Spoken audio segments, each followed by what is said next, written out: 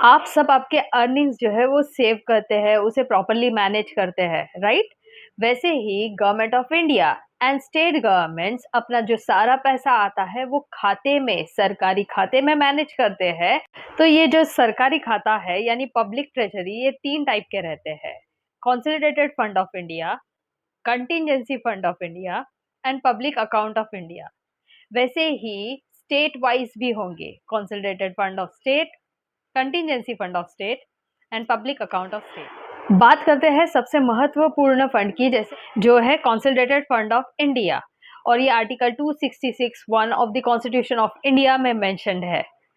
ये consolidated fund यानी संचित निधि, इसमें से सारा पैसा जो है वो सरकार को खर्च करने से पहले पार्लियामेंट्री अप्रूवल यानी संसदीय मंजूरी की जरूरत पड़ती है।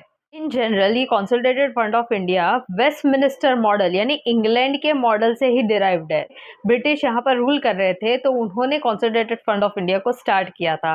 सेम वे आपको ऐसा ही फंड ऑस्ट्रेलिया में भी मिलेगा। ये पैसे कहाँ से आते हैं? कंसोलिडेटेड फंड ऑफ इंडिया में पैसे डायरेक्ट और indirect tax and non tax में से भी आते हैं। डायरेक्ट और इनडायरेक्ट मतलब income tax, corporate tax, and non tax में से है फीस, पेनल्टीज, फिर डिविडेंड्स, प्रॉफिट्स, इसमें से पैसे आते हैं। वैसे ही कस्टम, एक्साइज ड्यूटी, इसमें से भी पैसे जो है वो कंसोलिडेटेड फंड ऑफ इंडिया में आते हैं। सरकार का ऑलमोस्ट सारा खर्चा जो है ना वो इसमें से चलाया जाता है। After independence the Indian parliament enact करती है the contingency fund of India 1950। Contingency fund में से डिजास्टर या अनफोर्सीन एक्सपेंडिचर, अगर कुछ प्रॉब्लम हो गया, कुछ मुसीबत आ गई अचानक से, तो उसके लिए पैसा जो है वो निकालने के लिए इजी हो जाता है और ये प्रेसिडेंट के डायरेक्ट अंडर रहता है, तो पार्लियामेंट्री अप्रूवल की जरूरत नहीं पड़ती यहाँ पर। और ये मैनेज एडमिनिस्टर किया जाता है बाय फाइनेंस सेक्रेटरी। इसका आर्टिकल है आर्टिकल 267 क्लॉज 1। ऐसे ही सिमिलर फंड जो है वो स्टेट भी निकाल सकती है। देखिए, कॉन्टिजेंसी फंड ऑफ इंडिया का जो कॉर्पस है ना वो होता है ₹500 करोड़, ₹500 करोड़। पर अलग अलग स्टेट लेजिस्लेचर डिसाइड करेंगे कि उनका कॉर्पस कितना रहेगा।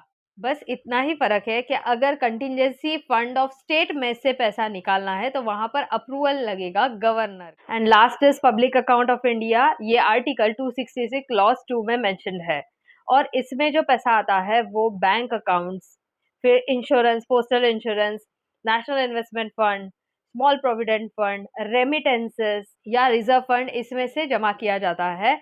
और अगर गवर्नमेंट को इसमें से पैसा निकालना है तो उसे परमिशन की जरूरत नहीं पड़ती, मतलब विदाउट एनी परमिशन गवर्नमेंट इसमें से पैसा निकाल सकती है। बट में इम्पॉर्टेंट पॉइंट ये है कि पब्लिक अकाउंट यानी पब्लिक से अगर पैसा लिया है तो गवर्नमेंट पर बर्डन आ जाता है, लाइबिलिटी आ जाती है, यानी पब्लिक का पैसा फिर से रिटर्न करना है गवर्नमेंट को। ऐसे ही इंफॉर्मेशन के लिए मेरे चैनल को सब्सक्राइब कीजिए।